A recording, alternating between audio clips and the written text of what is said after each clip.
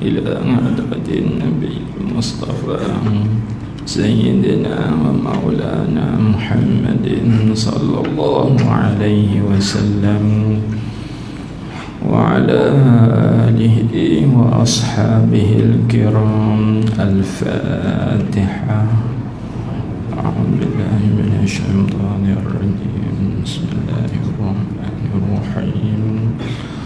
الحمد لله رب العالمين الرحمن الرحيم مالك يوم الدين إياك نعبد وإياك نستعين اهدنا الصراط المستقيم صراط الذين أنعمت عليهم غير المغضوب عليهم ولا الضالين. بسم الله الرحمن الرحيم.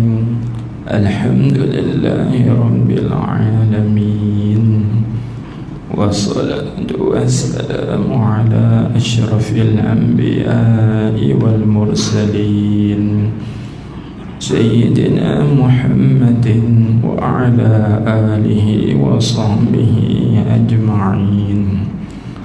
اللهم صل على سيدنا محمد الفاتح لما أغلق والخاتم لما سبق ناصر الحق بالحق والهادي إلى صراطك المستقيم وعلى آله حق قدره ومقداره العظيم.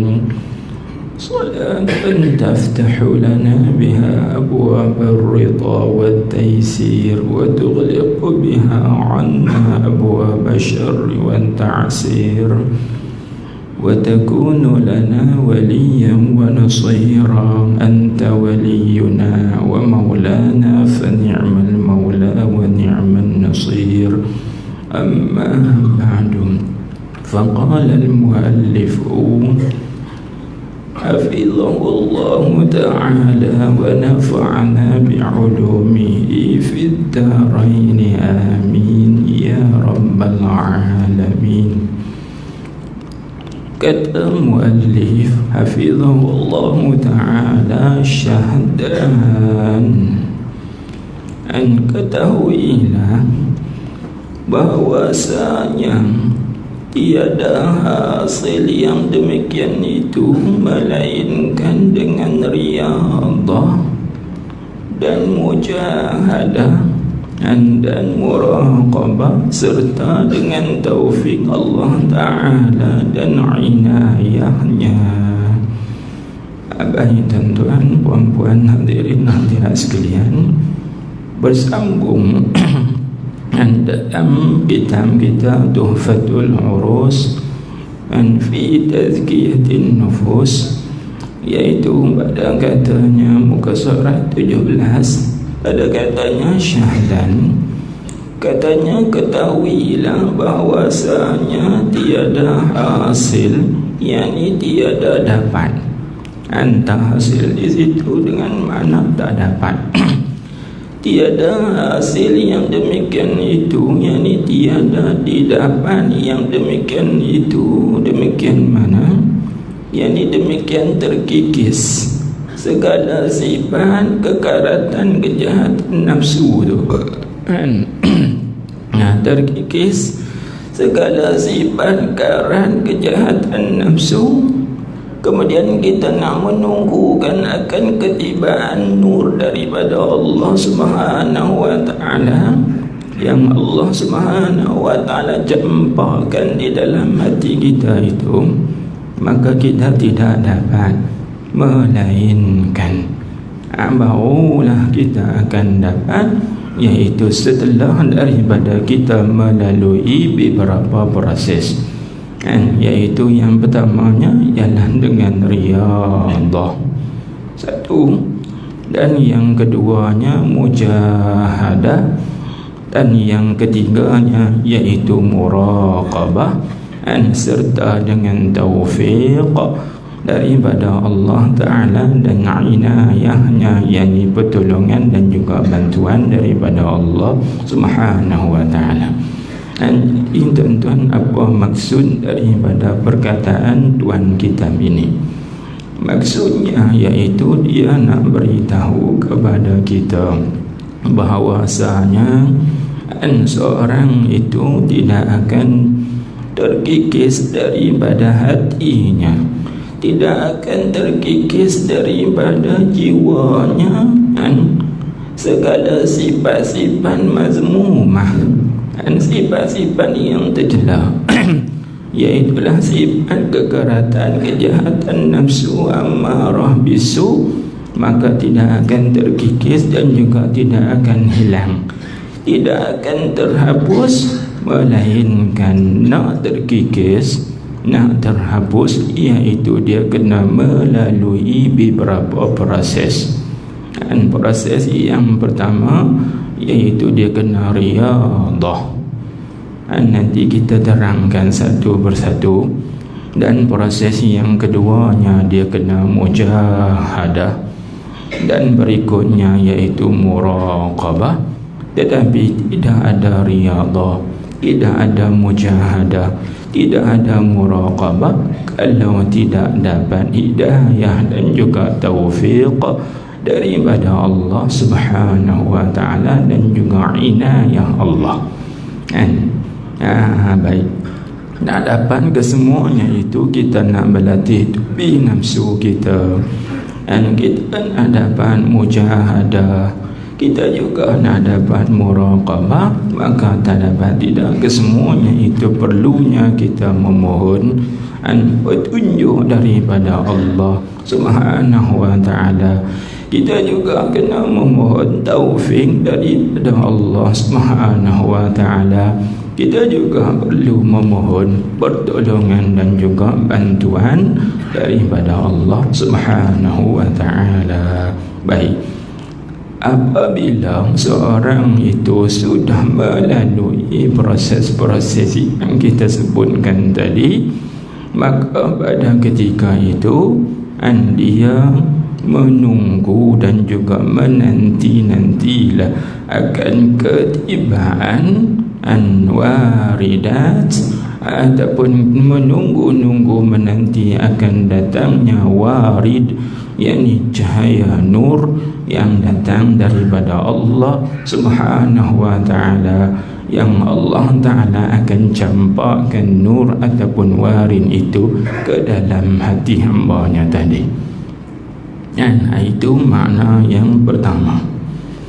Baik, kemudian kita nak tahu tuan-tuan, kenapa kita ini mesti bila mana kita nak dapat terkikisnya sifat-sifat yang tercela, supaya terhias di dalam hati kita itu sifat-sifat yang terpuji, supaya datang nur daripada Allah Subhanahu wa Ta'ala. Kenapa? Dan jawabnya tuan-tuan iaitu supaya kita sampai kepada maksud yang lebih jauh lagi. Iaitu apa? Iaitu maksud yang lebih jauh sekali ialah musyahadatullah, iaitu kita dapat musyahadah Allah Subhanahu wa Ta'ala. Dan sebab itu Imam As-Sahrawardi radhiyallahu anhu, seorang ulama tasawuf, berkata, yang disebutkannya kata al-maqsadul asna, dipanggil al-maqsadul asna musyahadatul ula, iaitu tujuan yang lebih jauh daripada riyadah, tujuan yang lebih jauh sekali daripada mujahadah, tujuan yang lebih jauh daripada muraqabah itu iaitu apa? Al-musyahadatul ula, iaitulah musyahadah yang tertinggi, iaitu kita dapat musyahadatullah, dapat syuhud segala af'al Allah, syuhud segala asma Allah, syuhud segala sifat Allah, dan juga kita dapat syuhud zatut taqdis, yakni zat Allah subhanahu wa ta'ala. Maka tuan-tuan, musyahadatul ula itu kita bagi maksud, dan kita bagi maksud. Maka tiap-tiap maksud dia ada wasail dia, dan tiap maksud dia ada wasail dia, iaitu perkara-perkara yang menyampaikan kepada maksud. Itu dikatakan wasail. Dan maksud itu kita panggil hala tuju. Dan hala tuju kita apa? Iaitu hala tuju kita nak musyahadah Allah subhanahu wa ta'ala.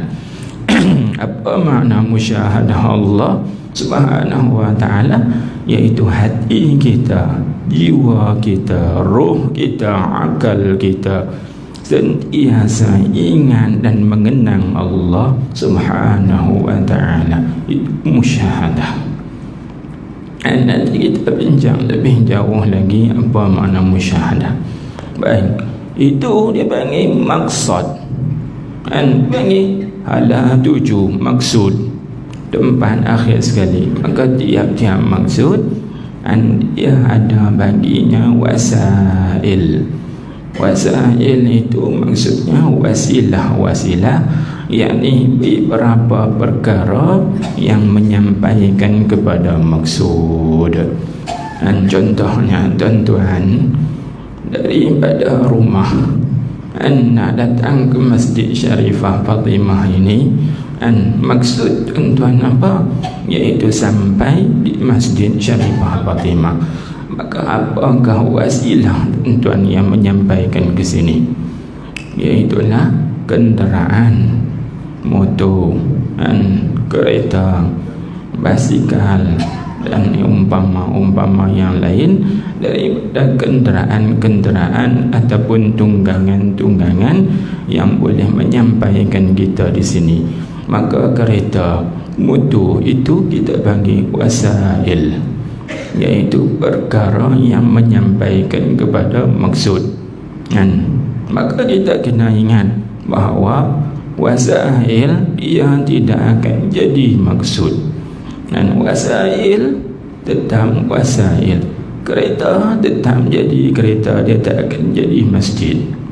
Motor tetap jadi motor, dia tidak akan jadi masjid. Begitu juga basikal tetap jadi basikal, dia tidak akan jadi masjid. Sebab wasail tetap wasail, dia tidak akan jadi maqasid. Tetapi wasail itu dia hanya menyampaikan kepada maksud. Kalau begitu tuan-tuan, maksud daripada riyadah, maksud daripada mujahadah, maksud daripada muraqabah apa? Iaitu kita dapat musyahadatullahil ula, itu kita dapat musyahadah Allah subhanahu wa ta'ala yang maha tinggi, musyahadah yang tinggi, iaitu sentiasa hati kita ini ingat pada Allah, sentiasa hati kita ini mengenang Allah subhanahu wa ta'ala. Maka tak sampai kepada tahap musyahadah itu tuan-tuan, melainkan kena melalui wasilah-wasilah ini. Apa dia? Yang pertama tuan-tuan, wasilah nak sampai kepada maksud itu, iaitu disebut di sini riyadah. Dan riyadah, apa makna riyadah di sini? Kita ringkaskan, nanti ke depan kita belajar lagi. Dan dia ada ta'rif dia pada muka surah 18 nanti. Apa makna riyadah dan juga apa pula makna muraqabah. Dan riyadah itu terbahagi kepada berapa, dan juga muraqabah itu terbahagi kepada berapa. Dan ada bagi riyadhah itu rukun-rukunnya, dan juga ada bagi muraqabah itu juga rukun-rukun dia. Itu nanti insya-Allah kita bincang lebih detail di hadapan lagi. Jadi kita ambil ringkas dahulu pada malam ini, yaitu riyadhah pada istilah ulama tasawuf sebagaimana yang dikatakan oleh Al-Imam Ghazali rahimahullahu ta'ala, yaitu beliau mengatakan bahawa wahiyya takalluful af'al as-sadirati minha an ibtida'an litasdira tab'an intiha'ah. Bahasa kita kata bahawa yaitu takalluful af'al as-sadirati minha, yaitu kita memberatkan takalluf. Yang kata riyadhah itu yaitu memberatkan segala perbuatan-perbuatan yang terbit daripada dirinya. Kita berankan itu ibtidaan pada permulaan, litasira tab'an intihan, supaya perbuatan itu menjadi satu tabi'an pada kesudahan ni. Anda tak faham tak maksudnya? Iaitu memberatkan perbuatan-perbuatan yang terbit daripada dirinya pada mula tu kita memberatkan, paksa diri kita sendiri, supaya lama-lama bila kita berat itu dia menjadi satu tabi'an. Tu makna riyadhah. Maka kita pintaskan makna pintasnya, iaitu melatih nafsu ataupun melatih diri dengan kita berbuat perkara-perkara yang berat atas diri kita pada peringkat mula. Kemudian bila kita buat sehinggalah perbuatan yang berat tadi menjadi satu tabi'an. Bila jadi tabi'an, maka dia jadi ringan ke atas kita. Contohnya begini, kita ini malas nak datang sembahyang berjamaah, walaupun rumah kita di hadapan masjid, walaupun rumah kita ini di kanan masjid, di kiri masjid, ataupun rumah kita berdekatan dengan masjid. Sekiranya kalau azan kita dengar, malas nak datang berjamaah di sembahyang masjid di masjid. Lebih-lebih lagi pada solat subuh, masa berat nak datang. Tapi kita tekankan, kita paksakan diri kita datang juga, walaupun sejuk, walaupun jauh. Sehingga bila kita tekan pada hari ini, esok kita paksa lagi, esok kita paksa lagi, berikutnya kita paksa sampai 40 hari misalnya, sudah menjadi ringan ke atas kita. Allah, ringan. Bila jadi ringan, itu sudah menjadi tabiat bagi kita, maka dia akan mudahlah ke atas kita. Seperti satu contoh tuan-tuan, cuba kita lihat.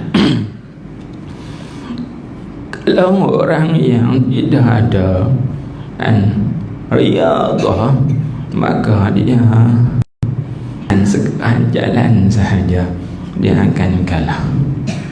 Contoh seperti di bulan puasa, pada malam pertama orang tarawih penuh, sembahyang 23 rakaat termasuk witir. Tarawih 20, witir 3, 23 rakaat. Mai malam kedua masih lagi penuh, stabil. Mai malam yang ketiga masih lagi penuh. Mai satu minggu, kenapa berkurangan? Kenapa berkurangan? 10 malam yang pertama boleh kata penuh lagi. Mai fasa yang kedua, 10 malam yang kedua dah berkurangan. Daripada Daripada 10 saf jadi 2 saf. Kenapa? Sebab tidak ada riyadhah. Sebab kita tidak membiasakan diri kita dengan semayang 23 rakaat. Sebab itu kita tidak boleh tahan lama. Tetapi kalau seorang itu dia membiasakan dirinya 23 rakaat tiap-tiap malam, 200 rakaat tiap-tiap malam misalnya, maka tiap-tiap malam dia menjadi ringan. Sebab apa? Sebab sudah jadi tabiat dia dah. Demikian jugalah tuan-tuan, kenapa kita ini tidak ada kekuatan untuk bangun pada waktu malam? Sebab kita tidak ada riyadhah. Latih tubi nafsu kita. Cuba kita latih, paksa diri kita bangkit, bangun di tengah malam, buat tahajud walau rakaatain, walaupun 2 rakaat sahaja. Malam esok bangkit lagi buat 2 rakaat, malam lusa bangkit lagi buat 2 rakaat, sehingga ia menjadi tabiat kita. Tengah malam mesti jaga dan nak semayang 2 rakaat, kemudian kita tambah lagi buat 4 rakaat, kemudian kita tambah lagi buat 6 rakaat, sehingga 8 rakaat. Bila dia sudah jadi begitu, jadi tabiat, maka alhamdulillah tuan-tuan, hak berat dia jadi ringan. Ini dinamakan kita sudah mencarikan adat kita yang dahulu. Sebab tu kata Habib Abdullah Haddad Alawi dalam Hikam Haddadiyah, dia kata al-'adatu idza rasakhat nasakhat. Dan dia kata al-'adatu idza rasakhat nasakhat. Apa maksud? Adat kebiasaan itu apabila dia sudah tetap kejam, maka dia akan menyalin, yakni dia akan menukarkan adat kita yang dahulu kepada adat yang baru. Dulunya kita malas nak bangun tahajud pada waktu malam, tetapi bila kita ubahkan, kita riyadhah, latih diri kita, bangkit buat 2 rakaat, malam besok bangkit buat 2 rakaat, malam lusa bangkit buat 2 rakaat, sampai 40 hari misalnya, maka sudah jadi adat kebiasaan. Bila sudah jadi kebiasaan, dia akan tukar. Tiap-tiap malam kita kalau tak bangkit tak boleh, mesti kena bangkit, dan bangkit mesti kena buat 2 rakaat. Sebab apa? Nasakhat. Dia sudah menyalin, yakni dia sudah menukarkan adat kebiasaan kita yang dahulu kepada adat yang baru. Dan itu maknanya takalluful al-af'al as-sadirati minha ibtida'an litasira tab'an intiha'ah, iaitu kita menekankan, memaksakan perbuatan yang terbit daripada nafsu itu. Pada mula-mula kita tekan dulu, paksa dia dulu, latih dia dulu, sehinggalah menjadi satu tabiat. Bila jadi tabiat, jadi adat kebiasaan, maka itu sudah menjadi ringan ke atas kita tuan-tuan. Cuba buat begitu. Kita yang malas mengaji misalnya, dan malas nak baca Al-Quran, cuba kita latih baca sikit-sikit sehari 2, 3, 4 ayat, esok baca lagi 2, 3, 4 ayat, lusa baca lagi 2, 3, 4 ayat, baca sampai 40 hari.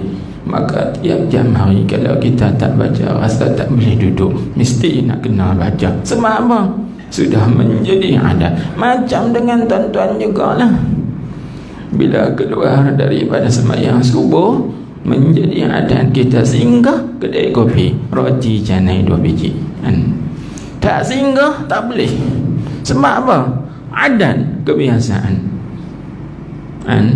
Lepas daripada sembahyang subuh dengan kuliah subuh, lepas itu mesti singgah kedai kopi, satu cawan roti canai telur 2 biji tiap-tiap hari, menjadi adat. Tak kena roti canai tak boleh kan? Macam tu lah tuan-tuan. Sebab apa? Sebab kita melatih diri kita begitu. Macam tu lah dipanggil riyadhah. Bukan makna riyadhah di sini dengan makna bersukan. Memanglah riyadhah itu maknanya sukan mengikut bahasa.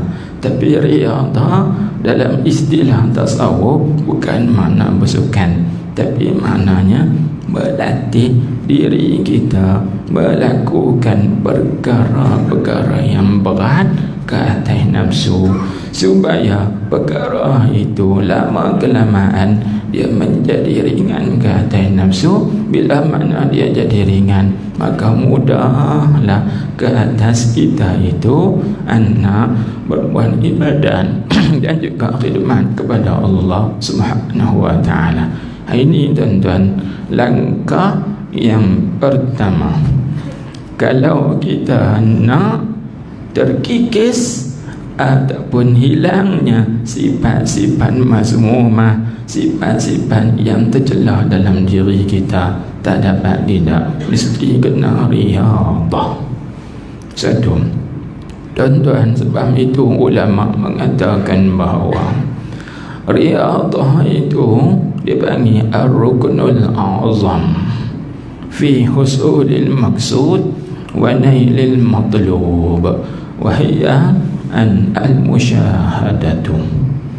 Dan disebut ar-riyadhatu dipanggil ar-ruknul a'zam, iaitu merupakan satu rukun yang besar pada hadapan maksud dan juga pada memperolehi yang dituntut. Dan apa dia yang dituntut?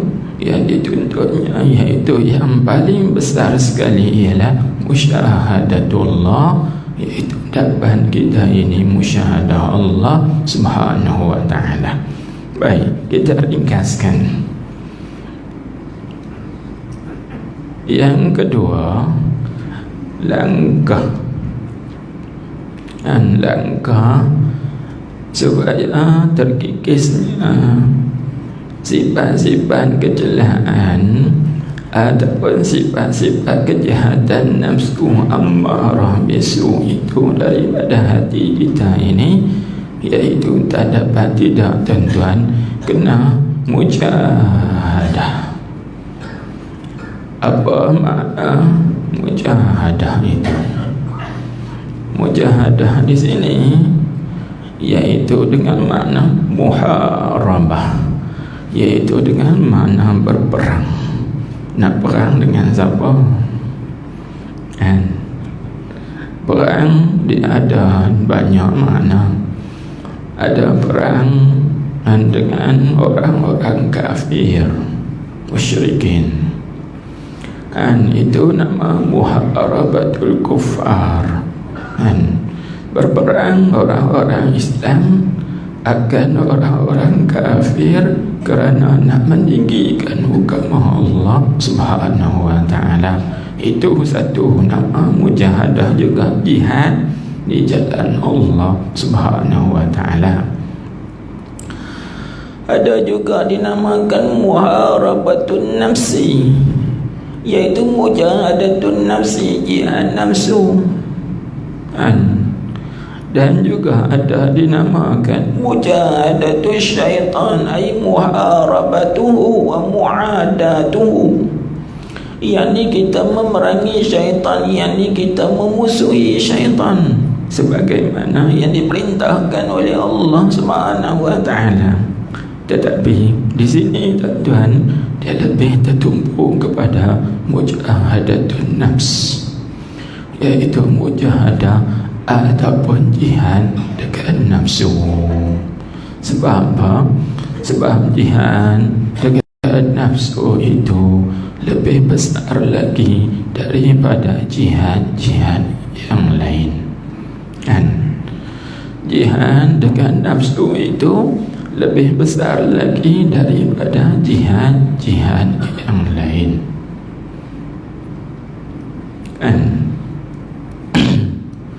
Sebab apa lebih besar? Pertama, tuan-tuan, cuba kita tengok, kita jihad dengan orang kafir, musuh-musuh kafir, Yahudi, Nasara, itu dinamakan jihad asghar, yaitu jihad yang kecil. Jihad yang kecil. Adapun jihad dengan nafsu ini dinamakan jihad akbar, yaitu jihad yang besar, sebagaimana diriwayatkan dalam satu hadis yang diriwayatkan oleh Imam Al-Baihaqi. Imam Baihaqi meriwayatkan satu hadis, yaitu Nabi kita Muhammad sallallahu alaihi wasallam bersabda. Nabi kita kata, raja'na minal jihadil asghari ilal jihadil akbar. Qalu wa mal jihadul akbar ya Rasulullah? Qala jihadun nafs. Nabi kita bersabda, kita ini baru saja balik pulang daripada jihad yang kecil, tetapi akan menempuh jihad yang lebih besar. Maka para sahabat pun bertanya kepada Nabi sallallahu alaihi wasallam, apakah itu jihad yang besar wahai Rasulullah? Maka Rasulullah sallallahu alaihi wasallam bersabda, yaitulah jihad dengan nafsu. Tuan-tuan, kenapa dikatakan jihad dengan nafsu itu adalah jihad yang besar? Sedangkan jihad orang-orang Islam dengan orang-orang kafir kerana nak meninggikan agama Allah Ta'ala itu dinamakan jihad yang kecil. Sedangkan cuba tengok jihad orang Islam dengan orang kafir ini, ya Allah, dengan pedang, dengan luka parah, dengan begitu begini, dengan susah payah, adakah itu dinamakan jihad yang kecil? Maka dijawab oleh Syekh Ibnu Athaillah As-Sakandari radhiyallahu anhu dalam kitab beliau, iaitu kitab Tajul Urus Al-Hawi li Tahzibin Nufus. Beliau mengatakan, cuba kita lihat berapa ramai dan berapa banyak pahlawan-pahlawan, pendekar, panglima, orang yang mahir di dalam seni mempertahankan diri. Mereka itu mampu membunuh ratusan ataupun puluhan musuh, tetapi mereka tewas dengan satu musuh sahaja, yaitu nafsu ammarah bisu. Dengan nafsu kita kalah, nafsu satu saja. Sedangkan musuh kita boleh tewas. Kita belajar seni mempertahankan diri, kalau datang kepada kita 4-5 orang sekali kelepiak, jatuh habis, kalah. Tapi datangnya nafsu kita tewas. Banyak orang yang tewas dengan nafsu, walaupun dia tidak dapat ditewaskan oleh musuh-musuhnya yang lain. Maka sebab itulah dikatakan jihad dengan nafsu ini adalah jihad yang akbar. Lagi pula, cepat lihat sebab apa dikatakan jihad nafsu ini adalah jihad yang besar. Cuba kita lihat, disebutkan oleh Al-Imam Al-Allamah As-Sawi, yaitu dalam hasyiah tafsir Jalalain pada menghuraikan ayat wajahidu fi sabilillah. berjihad di jalan Allah Subhanahu wa ta'ala, maka beliau menguraikan jihad itu terbahagi kepada dua bahagi, jihad asghar dan juga jihad akbar. Maka jihad asghar yaitu jihad orang-orang Islam dengan orang-orang kafir kerana nak meninggikan agama Allah Subhanahu wa ta'ala, itu dikatakan kecil. Saya kecil, dia kata cuba tengok, jihad itu dia berlaku setahun berapa kali? Di zaman Rasulullah sallallahu alaihi wasallam, perang orang Islam dengan orang-orang kafir berapa kali berlaku dalam setahun? Satu kali sahaja, dengan perang Badar Kubra berlaku dalam tahun yang kedua Hijrah. Setahun sekali itu saja berlaku. Lepas tu pada tahun yang ketiga berlaku perang Uhud, satu kali saja setahun. Tahun yang keempat, tahun yang kelima, tahun-tahun yang berikutnya hanya berlaku satu kali saja peperangan. Sedangkan tuan-tuan, jihad dengan nafsu, adakah jihad setahun sekali? Adakah jihad dengan nafsu itu sebulan sekali? Adakah jihad dengan nafsu itu seminggu sekali, sehari sekali, sejam sekali, seminit sekali? Tak, tuan-tuan. Jihad dengan nafsu tiap-tiap saat, tiap-tiap detik, kan? Jihad dengan nafsu berlaku tiap-tiap detik, tam, tam, tam, tam, tiap-tiap saat.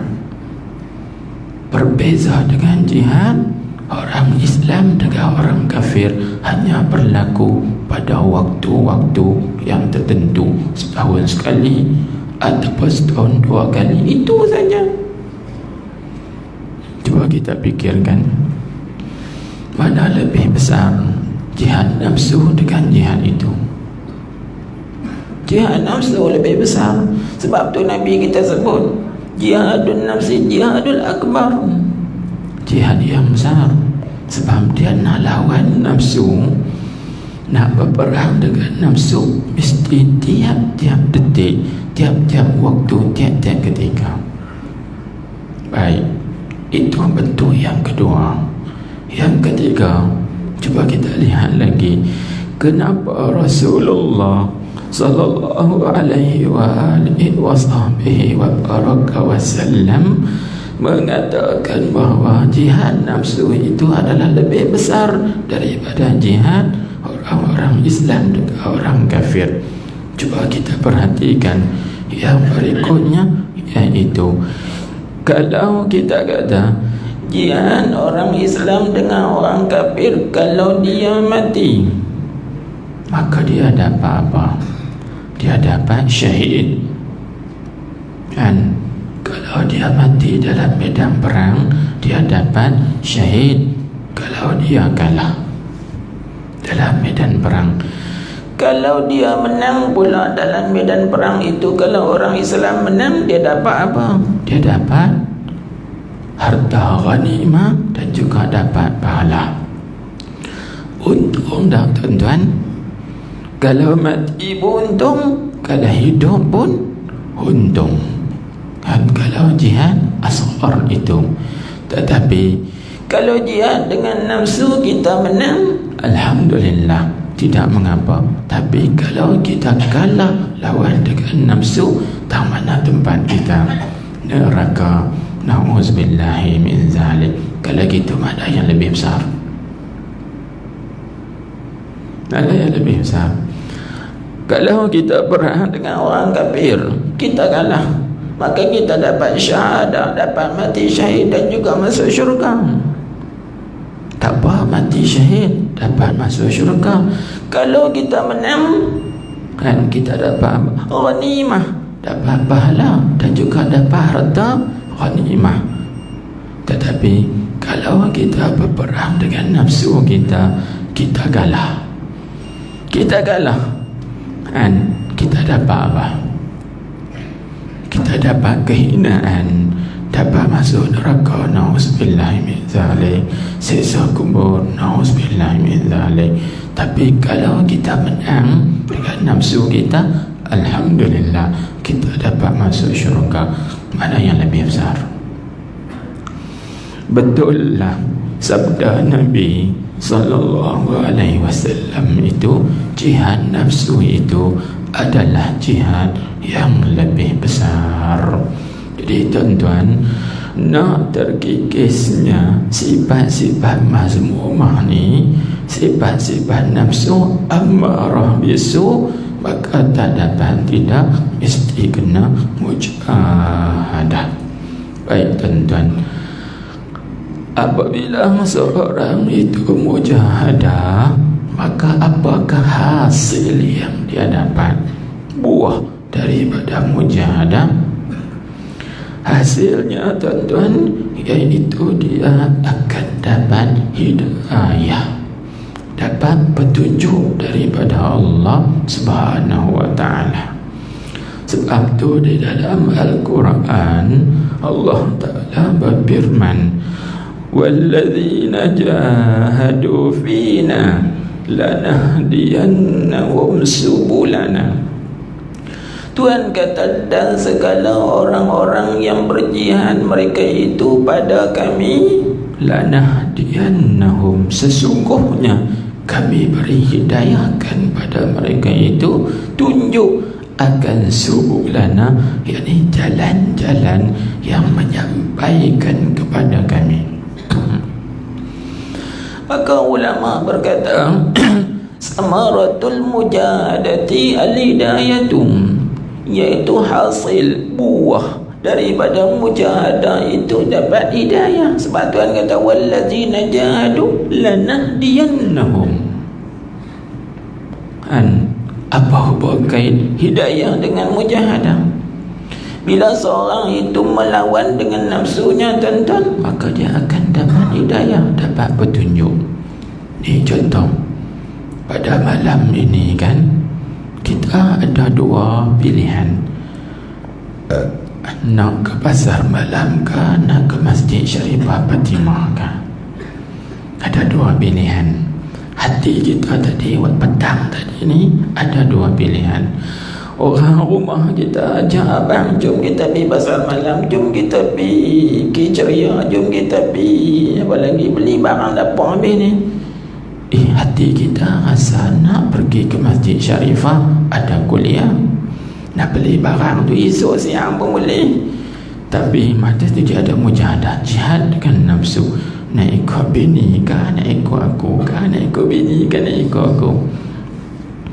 Kita boleh kata dekat isteri kita, tak apa, barang tu esok kita boleh beli, esok masa lapang lagi mengaji ni.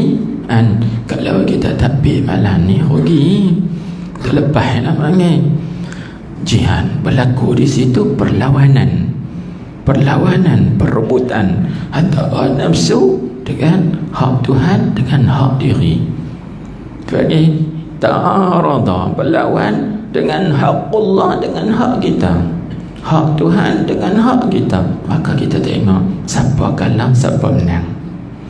Kalau di situ kita kuat, jawan mujahadah juga, tak apa, kita pergi mengaji dulu, lawan. Bila kita lawan juga nak pergi mengaji, hasilnya apa tuan-tuan? Dapat hidayah, dapat petunjuk. Dan Tuhan bagi kepada kita taufik, kekuatan untuk kita datang kuat. Tuhan bantu kita, tolong kita. Itu hasil daripada jihad dengan nafsu. Demikianlah tuan-tuan dengan perkara-perkara yang lain lagi. Nak bangun tengah malam dan berlebut dengan hak nafsu, hak Tuhan. Hak Tuhan, Tuhan suruh kita bangkit buat ibadat pada waktu malam. Hak nafsu, nafsu kata tidak. Berlawan doa tu, berlawan. Nak turut hak kita ke hak Allah? Berlawan. Bila kita lawan, tak boleh tidur ni, esok pun boleh tidur, lepas Subuh pun boleh tidur, tengah hari pun boleh tidur, malam ni cuba kita bangun tunai hak Allah Subhanahu wa ta'ala. Menang hak Tuhan. Bila menang, Tuhan bagi hidayah, Tuhan bagi taufik, kekuatan untuk kita melakukan taat. Baik, bila Tuhan bagi taufik kita dapat melakukan taat, di situ tuan-tuan, Tuhan akan buka subul dia. Lanahdiyannahum subulana. Subul tu maksudnya jalan-jalan yang akan menyampai kepada maksud lagi apa?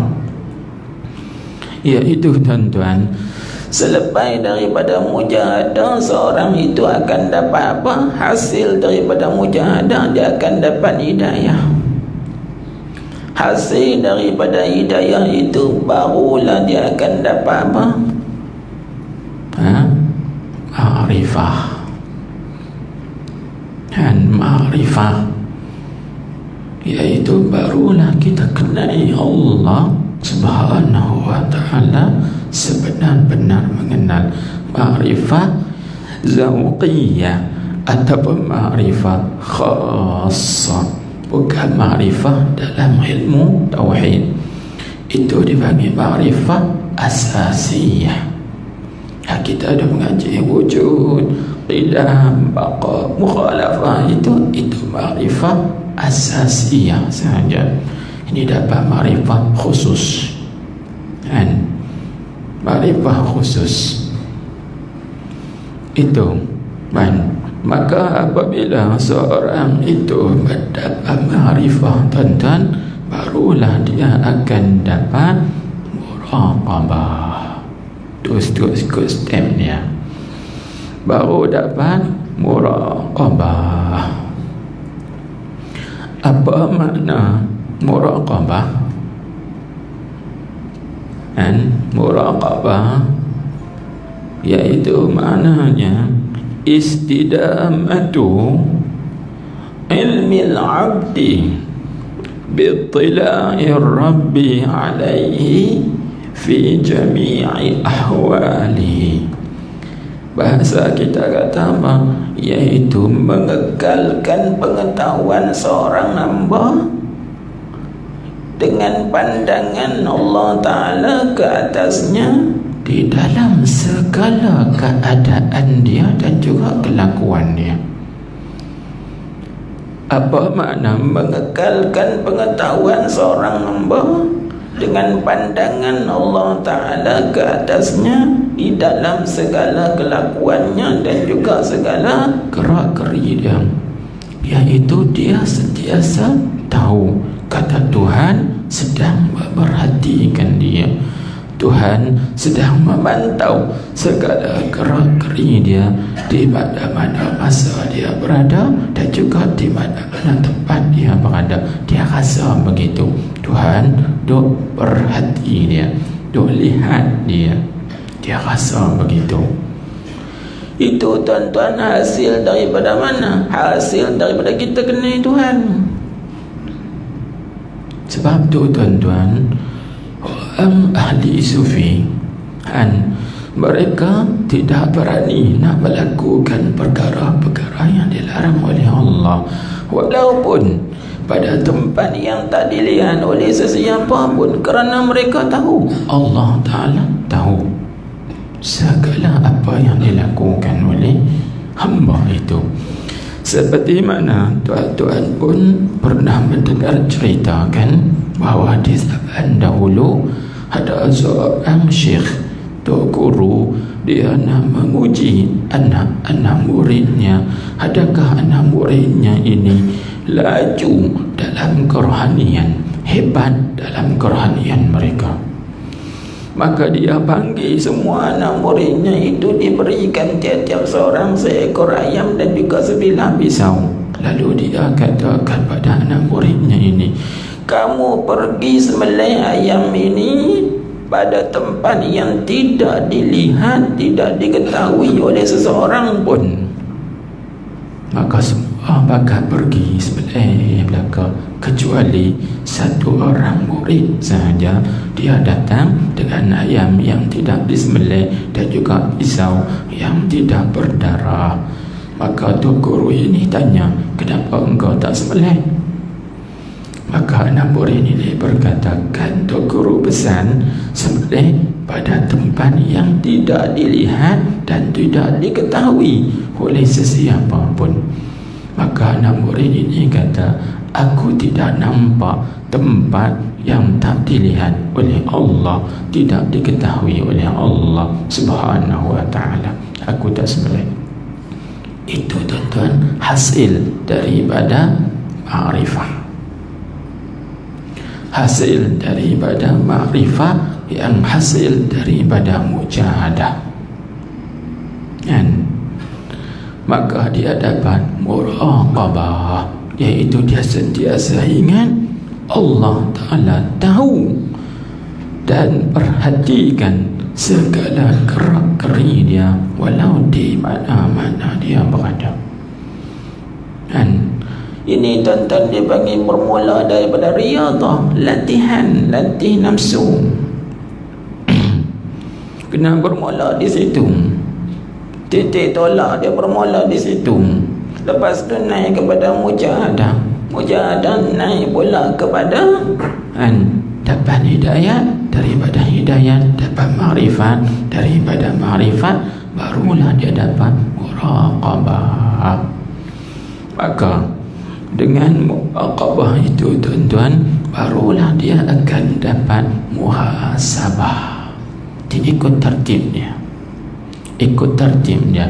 Daripada muraqabah barulah dia akan dapat muhasabah.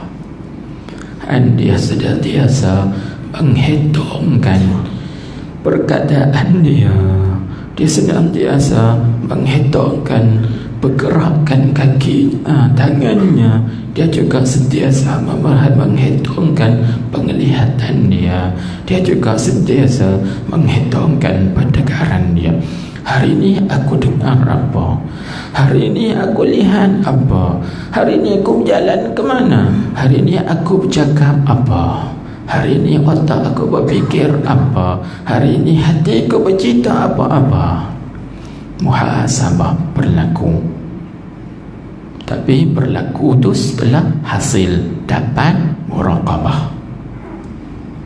Dan muraqabah hasil daripada ma'rifah, ma'rifah daripada hidayah, hidayah daripada mujahadah, mujahadah daripada riyadah.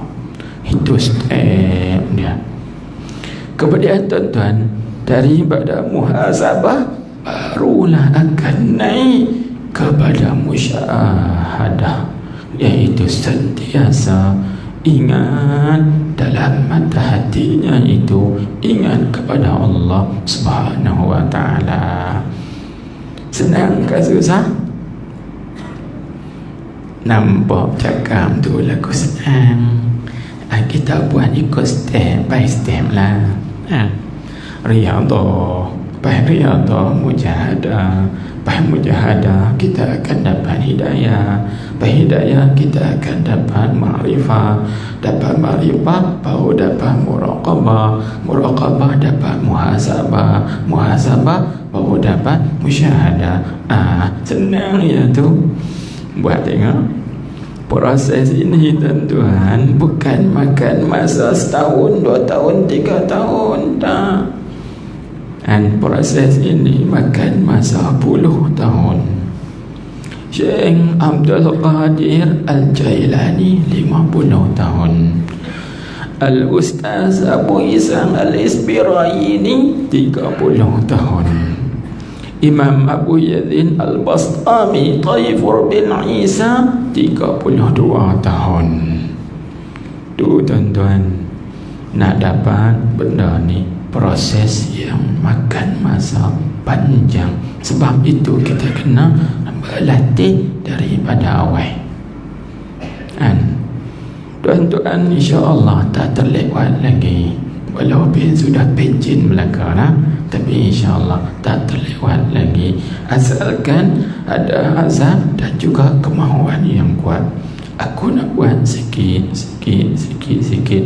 Di samping kita minta tolong pada Allah Subhanahu wa ta'ala, minta hidayah, minta taufik, minta bantuan daripada Allah Subhanahu wa ta'ala, insyaAllah. Dan sebab ini hakikatnya pemberian Tuhan, dia dah bagi kepada siapa yang dia kehendaki. Terkadang seorang itu laku dengan cepat, dan itu anugerah daripada Allah Subhanahu wa ta'ala. Habis. Baik, bila seorang itu melalui proses-proses yang kita sebutkan tadi, insya-Allah maka akan terkikislah daripada hatinya itu sifat-sifat yang tercela, dan akan terhiaslah di dalam hatinya itu pula sifat-sifat yang terpuji.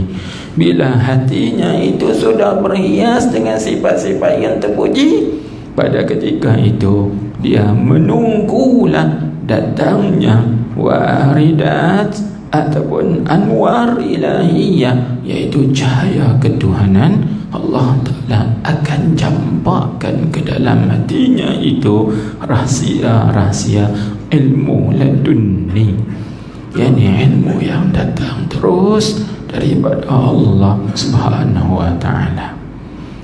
Terbuka segala rahsia-rahsia ketuhanan pada ketika itu, dan barulah kita nampak baik.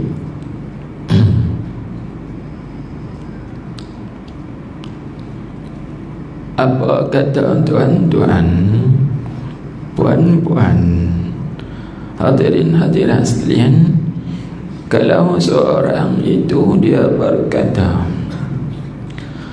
aku tidak harap syurga, dan aku tidak takut neraka, dan aku suka makan bangkai, dan juga aku suka kepada fitnah. Aku semayang, tapi semayang aku ni tak ada rokok, tak ada sujud.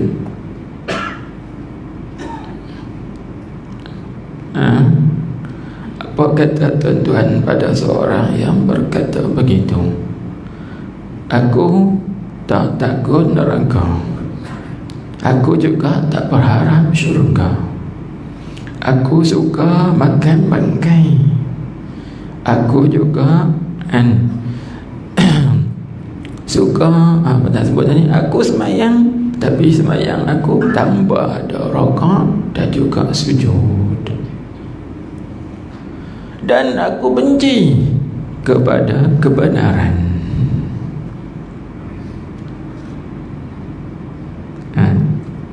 Tuan-tuan nak kata apa?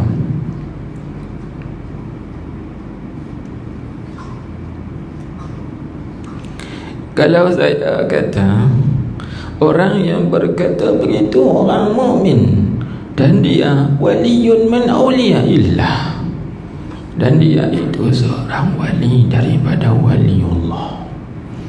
Tuan-tuan nak kata apa?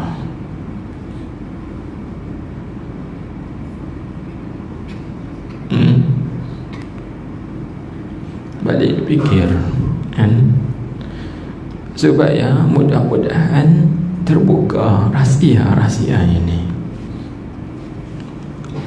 Baik, saya nampak satu saja. Dia kata, aku tak takut neraka, dan aku juga tidak berharap syurga. Maka perkataannya itu betul. Sebab apa kita kata betul? Apabila seorang itu sudah sampai kepada tahap ini, yaitu musyahadah Allah Subhanahu wa ta'ala, dan dengan sebab dia riyadhah, dia mujahadah dan berikutnya, dan sudah terkikis hatinya itu daripada segala sifat-sifat yang tercela dan terhias hatinya itu dengan sifat-sifat yang terpuji. Dan juga Tuhan dah campakkan waridan anwar ilahiyah, cahaya-cahaya ketuhanan dalam dirinya, maka dia akan terbit kata, aku tak takut neraka, aku juga tidak berharap kepada syurga. Betul perkataan itu, dan perkataan itu bukan perkataan orang biasa, bahkan perkataan waliullah. Sebab apa? Sebab bila dia sampai di situ, yang aku harap pada Allah, Tuhan punya syurga, bukan aku harap pada syurga. Betul tak? Bahawa kita nak bergantung pada syurga, kita kena bergantung kepada Tuhan syurga, iaitu Allah Subhanahu wa ta'ala. Maka terbitlah perkataannya, aku tak berharap syurga. Betul? Satu. Yang kedua pula, aku tidak takut neraka. Nak takut apa neraka, tetapi aku takut kepada Tuhan neraka tu, Allah. Kan? Ya, aku takut pada Tuhan neraka, bukan aku takut pada neraka. Betul tak? Kita hari ini kita buat amal ibadat kerana apa? Haram nak masuk syurga. Pasal apa kita buat amal ibadat? Kerana takut siksa api neraka. Apa beza kita dengan orang tu? Apa beza kita dengan orang tu? Jauh beza, kan? Kita buat ibadat kerana tamak nak masuk ke dalam syurga Allah, dan juga kita buat amal ibadat kerana takut siksa api neraka. Sebab tu kita buat ibadat Tuhan. Tetapi mereka buat ibadat bukan tamak pada syurga, tetapi mereka tamak kepada Allah. Mereka buat ibadat juga bukan kerana takut neraka, tetapi mereka takut kepada Tuhan punya neraka, iaitu Allah Subhanahu wa ta'ala. Nampak tak perbezaan? Aku suka makan bangkai. Dan Tuhan kan dalam Al-Quran, Tuhan sebut hurrimat alaikumul maitatu. Al-maitatu maknanya bangkai. Allah Ta'ala haramkan kepada kita ini bangkai. Kenapa dia ni suka makan bangkai?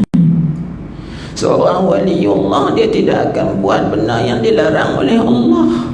Kenapa kita kata dia waliullah sedangkan dia suka makan bangkai? Dan bangkai itu pula hurriman alaikumul maitatu waddamu walahmul khinzir. Dalam Quran Tuhan bagi tahu, diharamkan ke atas kamu bangkai, darah, daging babi, ada lain-lainnya lagi. Ini menyalahi Al-Quran perkataannya. Apa maksud? Nak faham benda ni tuan-tuan, berhajat kepada futuh, pembukaan rahsia-rahsia ketuhanan. Nak faham kalam-kalam mereka ini, berhajat kepada anwar ilahiyah, cahaya-cahaya ketuhanan. Maka kita nak dapat benda ni, tak dapat tidak, kena melalui proses yang kita sebutkan tadi. Maksudnya tuan-tuan, aku suka makan bangkai, iaitu aku suka makan ikan.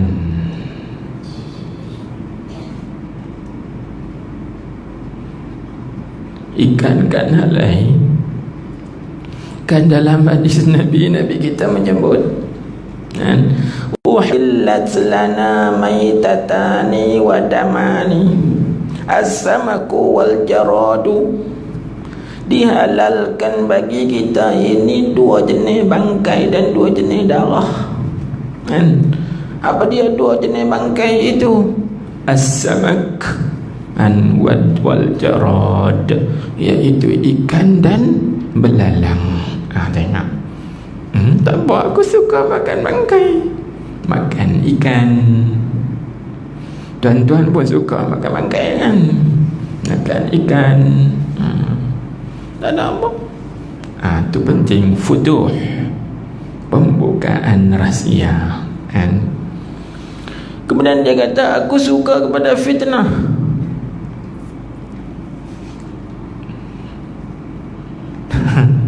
Apa makna tuan-tuan? Aku suka kepada fitnah.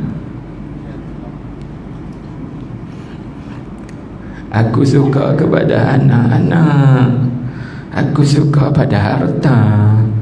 Kan dalam Quran Tuhan sebut, innama amwalukum wa auladukum fitnah. Anak-anak kamu, harta-harta kamu itu fitnah. Bila kita suka kepada anak, sayang pada anak, sayang pada fitnah kan. Allahu Akbar. Banyak lagi tuan-tuan. Nanti insyaAllah lain kali saya akan cerita lebih panjang. Sebab apa? Kes ini berlaku kepada Imam Abu Hanifah An-Nu'man bin Sabit, iaitu satu orang laki-laki datang berjumpa dengan Imam Abu Hanifah, dan maka laki-laki ini sebut begitu, aku suka pada bangkai. Aku lagi sebut pada ni yang kita sebut tadi ni. Aku tak takut syurga, aku tak takut neraka, aku juga tidak berharap kepada syurga. Aku suka pada fitnah, dan banyak lagi dia sebut. Maka laki-laki itu kata, wahai Imam Abu Hanifah, tolong selesaikan jawab soalan ini, kerana aku sudah bertanya kepada puluhan ulama. Maka mereka kata tak tahu nak jawab dan tak tahu nak kata apa hukum. Lalu Imam Abu Hanifah dia hadapkan soalan ini kepada anak-anak muridnya. Apa kata kamu wahai anak muridku pada laki-laki ini? Anak murid dia kata, ini laki-laki kafir murtad.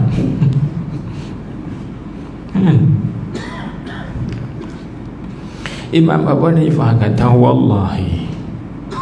Imam Abu Hanifah bersumpah, wallahi, demi Allah, laki-laki ini mukmin yang sebenar-benarnya, dan wallahi dia adalah waliullah. Terkejut kan? Orang lain tertutup rahsia ini, tetapi Imam Abu Hanifah, Allah Ta'ala buka rahsia ini kepadanya. Maka dia jawab satu-satu. Adapun kata engkau itu, engkau tidak takut kepada neraka, dan juga engkau tidak berharap kepada syurga, kan? Betul perkataan itu, sebab engkau takut kepada Tuhan neraka dan juga berharap kepada Tuhan syurga. Dan terusnya lagi, insyaAllah pada masa dan waktu yang lain kita akan ceritakan lagi. Dia kata, berkata Sayyid Syekh Mustafa Al-Bakri rahimahullah ta'ala. Asitu dulu. Allah subhanahu wa ta'ala a'lam. Mudah-mudahan apa yang kita belajar pada malam ini memberi manfaat pada kita kesemua, dan juga dapat membantu menolong kita ke arah mencapai maksud yang lebih jauh, iaitulah dapat musyahadah Allah subhanahu wa ta'ala tiap-tiap ketika, tiap-tiap masa, insyaAllah. Subhanakallahumma bihamdik, asyhadu an la ilaha illa anta, astaghfiruka wa atubu ilaik. Bismillahirrahmanirrahim. Alhamdulillahi rabbil alamin. Sallallahu ala sayyidina Muhammadin wa ala alihi wa sahbihi ajma'in. Allahumma aftah alaina hikmataka wa anshur alaina rahmataka ya arhamar rahimin. Allahumma hadina wa saddidna. Allahumma inna nas'aluka ilmal khaifin wa inabatal mukhbitin wa ikhlasul muqinin وشكر الصابرين وتوبة الصديقين ونسألك اللهم بنور وجهك الذي ملأ أركان عرشك أن تزرع في قلوبنا معرفتك حتى نعرفك حق معرفتك كما ينبغي أن تعرف به. اللهم اجعل جمعنا هذا جمعا مرحوما وتفرقنا من بعده تفرقا معصوما. ربنا آتنا في الدنيا حسنة وفي الآخرة حسنة وقنا عذاب النار. وصلى الله وسلم عليه والحمد لله رب العالمين.